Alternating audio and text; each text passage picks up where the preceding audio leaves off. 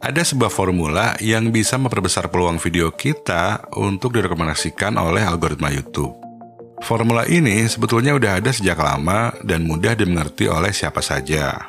Jadi teman-teman bisa ningkatin jam tayang dengan lebih cepat tanpa harus ngerti algoritma, tanpa harus beli peralatan mahal, dan tanpa harus menggunakan aplikasi tambahan apapun. Mau bikin videonya pakai HP atau DSLR dan bahkan tanpa menampilkan wajah, mau ngeditnya pakai HP atau di komputer nggak masalah. Formulanya bisa diterapkan di jenis video apapun. Kendala yang paling sering dialami oleh YouTuber pemula itu kan biasanya adalah view dan jam tayang. Udah ditungguin saban hari, tetap aja nggak naik-naik. Udah capek-capek bikin video, tetap aja nggak ada yang nonton. Ujung-ujungnya, algoritma yang disalahin. Sebetulnya, untuk dapat view dan jam tayang itu bukan salah algoritma. Dan kita juga nggak harus jadi ahli algoritma dulu untuk dapat view. Nggak perlu juga pakai trik-trik jalan pintas untuk ngakalin algoritma YouTube. Algoritma YouTube itu sebetulnya ngikutin keinginan dan kepuasan orang-orang yang nonton. Kepuasan di sini adalah interaksi dan respons yang diberikan oleh penonton terhadap suatu video, yang sering juga disebut sebagai engagement. Apakah videonya benar-benar ditonton, apakah ada yang nge-like, apakah direspon secara positif, dan apakah ada yang nge-share videonya. Kalau dapat interaksi dan respon yang bagus dari sebagian besar penonton, maka akan direkomendasikan lagi ke lebih banyak orang. Awalnya mungkin cuma ke 10 orang, tapi kalau sebagian ada yang memberikan respon bagus, maka akan dicoba lagi ke lebih banyak orang, bisa 15 atau 20 orang, atau mungkin lebih. Dan ini seperti efek bola salju, awalnya lambat, tapi kalau terus mendapat respon bagus, maka rekomendasinya akan semakin besar. Jadi kalau view yang didapat itu rendah banget, udah ditunggu sampai 9 bulan view-nya nggak nambah-nambah lagi, berarti dari awal penontonnya udah nggak suka dengan videonya. Makanya algoritma YouTube berhenti memberikan rekomendasi. Algoritma YouTube itu adalah cerminan dari audiens. Dan bisa dibilang, algoritma itu adalah audiens. Jadi yang perlu difokuskan, bagaimana kita bisa bikin video yang ditonton oleh audiens, serta mendapatkan respon positif dari mereka. Nggak perlu semua yang nonton harus memberikan respon positif, tapi cukup sebagian besar dari mereka. Dan kalau saya caranya gini, setiap bikin video, saya selalu berusaha untuk melihat segala sesuatunya dari sudut pandang penonton, sehingga saya bisa lebih tahu video apa yang harus saya bikin. Jadi nggak sekedar mikirin seberapa banyak view atau subscriber yang bisa didapat, dan nggak mikirin apakah videonya bakal viral atau enggak. Yang saya pedulikan adalah apa yang bisa saya berikan untuk viewer channel saya. Walaupun nggak bisa tahu keinginan target audiens dengan akurasi 100%, tapi kalau kita berusaha mengenali siapa saja audiens channel, perkiraan kita bisa lebih mendekati. Nah, yang penting untuk diketahui, viewer yang ngeklik video kita itu belum tentu benar-benar nonton. Jangankan nonton sampai habis, bisa jadi baru 5 detik aja udah langsung pergi nonton video lain. Dan kita juga nggak bisa paksa mereka untuk nonton sampai habis, karena memang itu hak mereka untuk nggak suka dengan video yang kita buat. Biasanya sekitar 30% sampai 50% viewer itu udah langsung pergi di 30 detik pertama. Nah, yang harus diupayakan, jangan sampai lebih banyak lagi orang yang pergi meninggalkan video. Target saya biasanya 70% dari orang yang klik thumbnail video saya mau melanjutkan untuk nonton tanpa dipaksa. Atau sejelek-jeleknya, 50% viewer masih mau melanjutkan untuk nonton. Nah, gimana caranya supaya kita bisa bikin viewer mau nonton sampai habis? Atau setidaknya nonton sampai setengah dari video kita tanpa harus memaksa mereka? Yang saya lakukan adalah dengan membuat struktur videonya dulu. Dan struktur videonya pun sederhana. Untuk opening video, saya udah nggak pernah ngajak viewer untuk subscribe dan nggak nampilin sama sekali yang namanya intro, logo channel, atau bumper. Di 30 detik pertama itu penting banget untuk bisa meyakinkan viewer untuk melanjutkan nonton. Jadi yang saya lakukan di awal video adalah membuat opening yang menarik agar viewer mau melanjutkan nonton dengan sendirinya. Dan opening yang menarik ini disebut sebagai hook. Gimana caranya bikin hook? Ada beberapa cara yang bisa kita lakukan. Yang pertama adalah mengajukan pertanyaan kepada viewer. Dan pertanyaannya harus merupakan open-ended question. Artinya, pertanyaan tersebut memiliki jawaban yang luas, di mana tiap orang memiliki jawaban yang berbeda-beda. Contohnya, makanan apa yang rasanya paling pedas sampai bikin sakit perut?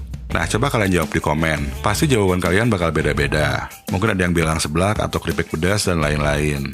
Contoh lain dari open-ended question, siapa pemain sepak bola yang dribblingnya paling jago? Karena setiap orang punya favoritnya masing-masing, jawabannya pasti beda-beda. Atau dalam kasus channel ini, misalnya saya mau bikin video tentang frekuensi upload yang ideal di YouTube, pertanyaannya bisa seperti ini. Apa yang terjadi kalau kita nggak ngupload video selama setahun? Di benak setiap viewer, jawabannya bakal berbeda-beda, dan malah bisa membuat viewer berpikir, sehingga memutuskan untuk melanjutkan nonton karena ingin tahu jawabannya. Oke, lanjut ke cara kedua dalam membuat hook, yaitu dengan mengucapkan statement atau pernyataan yang kuat. Contohnya, vegetarian adalah orang-orang yang paling sehat di dunia. Dan kita juga bisa mengucapkan statement yang menantang asumsi banyak orang atau statement yang berani. Misalnya kalau kita bikin video tentang kekurangan-kekurangan iPhone, kita bisa memulai dengan statement, iPhone adalah smartphone yang paling buruk yang pernah ada. Entah viewer setuju atau tidak setuju dengan statement yang kita katakan, mereka akan penasaran dan menutup penjelasan-penjelasan yang mendukung statement tersebut. Teknik hook yang ketiga, kita bisa memulai dengan fakta menarik atau statistik yang mendukung bahasan utama dari video kita. Dan akan lebih bagus kalau kita mencari fakta atau statistik yang memang terdengar baru atau mencengangkan di telinga para viewer. Hook yang keempat, kita bisa memulai dengan sebuah joke atau lelucon yang bikin viewer ketawa. Ini supaya kita bisa lebih akrab dengan viewer. Dan hook ini cocok kalau memang jokesnya berkaitan dengan topik videonya. Untuk hook yang kelima, kita bisa langsung jelasin value atau nilai dari video yang kita buat. Dan saya pun sering menggunakan hook ini. Contohnya kalau di video saya ngebahas aplikasi edit video gratis di laptop, saya langsung aja bilang, di video ini saya akan tunjukkan 10 aplikasi edit video gratis untuk laptop yang tidak memasang watermark dan cara pakainya gampang banget. Intinya di 10-30 detik pertama itu, kita harus membuka video secara menarik untuk meyakinkan viewer agar mau melanjutkan nonton. Nah, setelah hook, saya biasanya melanjutkan ke bagian setup. Di bagian setup ini, kita bisa jelasin hal dan alasan yang melandasi bahasan utama dari videonya. Dan hal ini mencakup apa, siapa, kapan, di mana, dan kenapa. Ini supaya viewer bisa mengerti dengan konteks dari video yang sedang mereka tonton. Nggak harus jelasin semuanya, tapi cukup yang memang diperlukan aja, terutama apa dan kenapa. Kalau dalam storytelling, ada istilah yang disebut dengan nama inciting incident, atau insiden yang menyebabkan cerita itu terjadi. Contohnya dalam film thriller, seorang detektif tidak akan melakukan penyelidikan kalau tidak ada korban. Dan filmnya akan tambah seru kalau korban yang berjatuhan tambah banyak, tapi pelakunya sulit untuk ditangkap karena tidak meninggalkan jejak. Cuma kalau untuk YouTube bisa lebih simpel lagi. Misalkan kita bikin video resep masakan. Sebagai contohnya, anggota keluarga ngidam makanan tersebut karena lagi viral, tapi nggak bisa beli karena dijualnya di luar kota. Atau setiap membeli selalu ngantri. Tentunya kita juga bisa menceritakan pengalaman kita sebagai setup dan inciting incident. Bisa aja misalnya ban motor kempes, atau mau bersihin kipas angin susahnya minta ampun. Bahkan kita bisa menggunakan cerita orang lain, atau kejadian yang terjadi di berita. Jadi bisa cari rintangan atau masalah yang biasa terjadi di kehidupan sehari-hari. Untuk setup ini cukup sekitar 1-5 menit aja. Ini tergantung dari topik videonya juga. Yang penting jangan sampai ngalor ngidur kesana kemari. Dan yang pasti setupnya harus terarah menuju inti atau daging dari kontennya. Kalau berhasil mempertahankan 50% dari viewer setidaknya antara 2-3 menit, ini adalah pertanda bagus. Video kita akan memiliki kesempatan untuk direkomendasikan oleh algoritma YouTube. Tapi kita jangan puas dan berhenti sampai di sini. Karena kalau video-video lain dengan topik serupa memiliki retensi yang lebih tinggi, maka algoritma YouTube akan cenderung memilih untuk merekomendasikan video-video dari channel lain tersebut. Tapi nanti saya akan kasih tahu teknik-tekniknya supaya kita bisa lebih memaksimalkan nilai retensi dan durasi tonton rata-rata.